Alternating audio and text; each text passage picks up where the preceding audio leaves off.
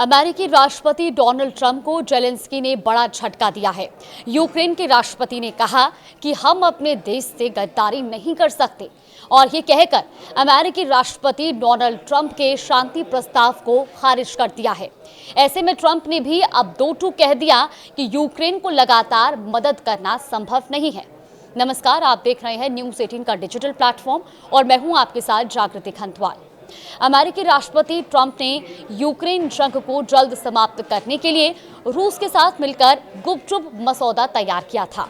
इस शांति समझौते के ड्राफ्ट को ट्रंप ने जेलेंस्की के पास भिजवाया था। हालांकि ड्राफ्ट की शर्तों को लेकर कोई खुलासा नहीं किया गया था, लेकिन माना यह जा रहा है कि ड्राफ्ट के मुताबिक यूक्रेन को रूस के हाथों खोए दोनेत्स्क और लुहांस्क पर अपना अधिकार हमेशा हमेशा के लिए छोड़ने को कहा गया था। ट्रंप के पीस प्लान में यूक्रेन को अपने संविधान में नाटो की सदस्यता कभी न लेने की बात को शामिल करने के लिए भी कहा गया। अब आपको बताते हैं कि ट्रंप ने क्या कहा था। दरअसल CNN की रिपोर्ट के मुताबिक इससे पहले ओवल ऑफिस में पत्रकारों से बातचीत करते हुए ट्रंप ने कहा कि हमें लगता है कि हमारे पास शांति स्थापित करने का एक रास्ता है। उन्हें यानी कि जेलेंस्की को इसे मंजूरी देनी होगी। साथ ही उन्होंने ये भी कहा था कि मुझे लगता है कि वो काफी करीब पहुंच रहे हैं, लेकिन मैं कोई भविष्यवाणी नहीं करना चाहता।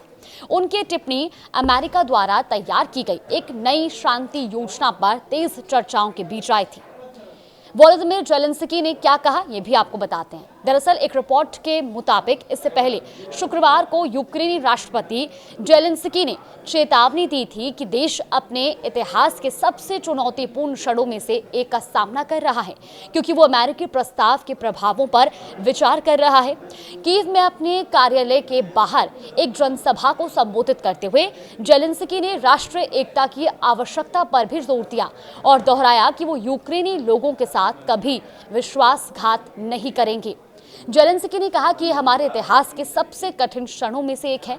अब यूक्रेन के सामने एक बहुत ही कठिन विकल्प है, या तो यूक्रेन अपनी गरिमा खोना या एक प्रमुख सहयोगी को खोने का जोखिम उठाना। उन्होंने आगे ये भी कहा कि मैं ये सुनिश्चित करने के लिए 24 घंटे लड़ूंगा कि योजना के कम से कम 2 बिंदुओं को अनदेखी ना किया जाए। पहली, यूक्रेनियों की गरिमा और दूसरी, हमारी स्वतंत्रता। देश और दुनिया की तमाम बड़ी खबरों के लिए आप देखते रहिए न्यूज़ 18।